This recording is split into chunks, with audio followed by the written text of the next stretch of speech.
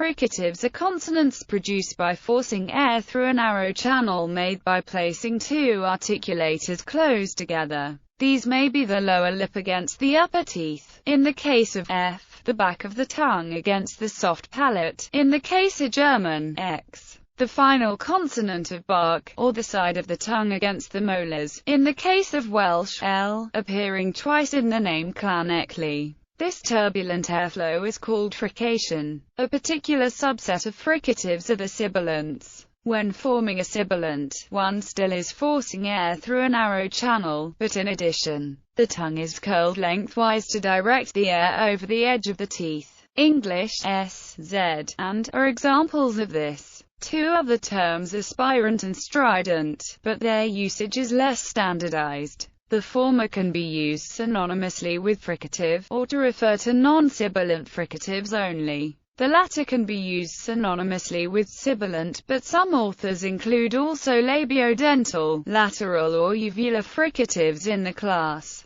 Types: Sibilants, S, voiceless coronal sibilant, as in English sip. Z, voiced coronal sibilant, as in English sip. S, ejective coronal sibilant. S, voiceless dental sibilant. Z, voiced dental sibilant. S, voiceless apical sibilant. Z, voiced apical sibilant. S, voiceless post-alveolar sibilant. Z, voiced post-alveolar sibilant. Voiceless palatal alveolar sibilant, as in English ship. Voiced palatal alveolar sibilant, as the S in English vision. C, voiceless alveolo-palatal sibilant. Z, voiced alveolo-palatal sibilant. S, voiceless retroflex sibilant. Z, voiced retroflex sibilant. All sibilants are coronal, but may be dental, alveolar, post-alveolar, or palatal within that range. However, at the post-alveolar place of articulation, the tongue may take several shapes: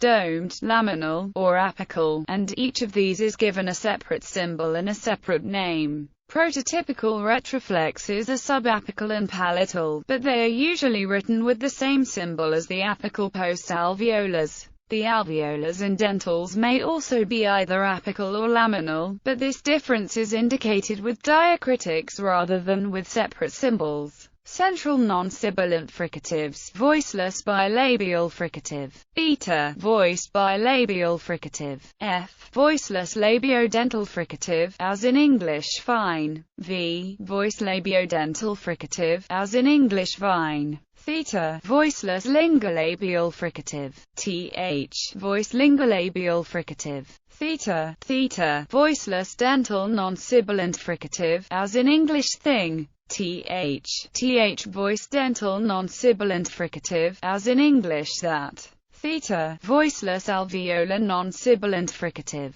Th, voiced alveolar non-sibilant fricative. R, voiceless trilled fricative. R, voiced trilled fricative. C, voiceless palatal fricative. J, voiced palatal fricative. X, voiceless velar fricative. Voiced velar fricative. Voiceless palatal velar fricative. Chi, voiceless uvular fricative. H, voiceless pharyngeal fricative. The IPA also has letters for epiglottal fricatives: voiceless epiglottal fricative, voiced epiglottal fricative, with allophonic trilling, but these might be better analyzed as pharyngeal trills. Lateral fricatives: L, voiceless dental lateral fricative, voiced dental lateral fricative. L, voiceless alveolar lateral fricative, voiced alveolar lateral fricative. L, voiceless post-alveolar lateral fricative. L, or voiceless retroflex lateral fricative, or voiceless palatal lateral fricative.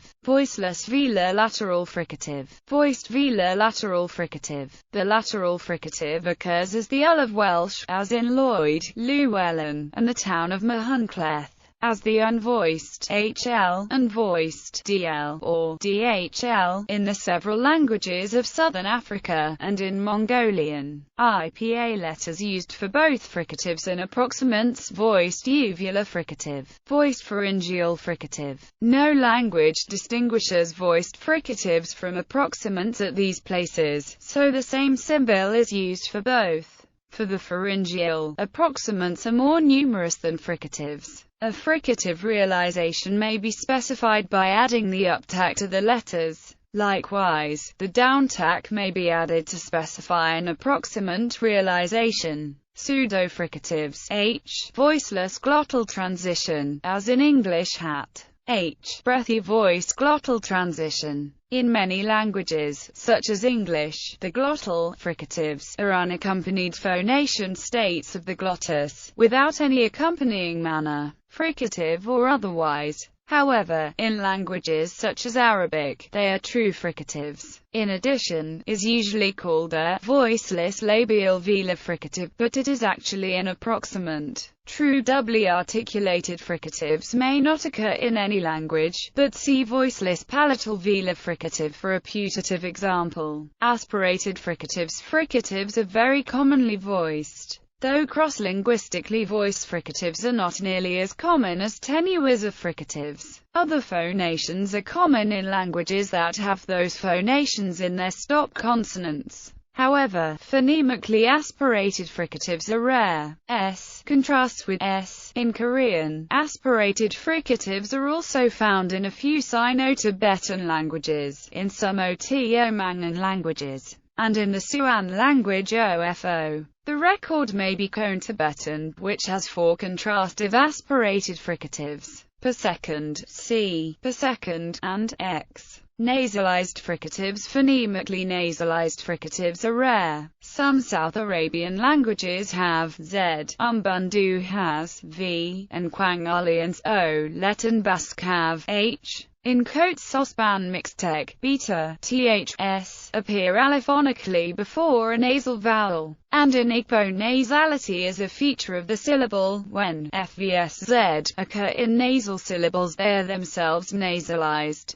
Occurrence. H is not a fricative in English. Until its extinction, Ubykh may have been the language with the most fricatives, some of which did not have dedicated symbols or diacritics in the IPA. This number actually outstrips the number of all consonants in English. By contrast, approximately 8.7% of the world's languages have no phonemic fricatives at all. This is a typical feature of Australian Aboriginal languages, where the few fricatives that exist result from changes to plosives or approximants, but also occurs in some indigenous languages of New Guinea and South America that have especially small numbers of consonants. However, whereas H is entirely unknown in indigenous Australian languages, most of the other languages without true fricatives do have H in their consonant inventory. Voicing contrasts in fricatives are largely confined to Europe, Africa, and Western Asia. Languages of South and East Asia, such as the Dravidian and Austronesian languages, typically do not have such voice fricatives as Z and V, which are familiar to many European speakers. These voiced fricatives are also relatively rare in indigenous languages of the Americas.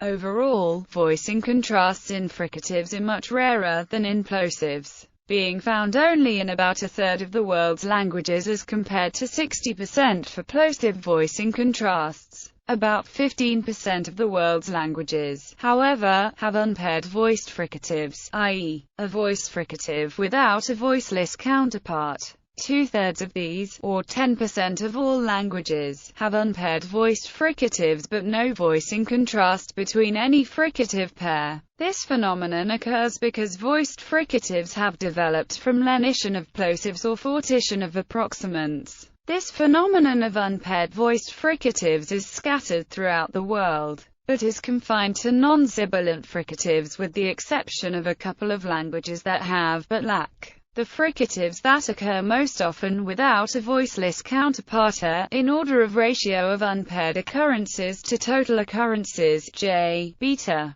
th, and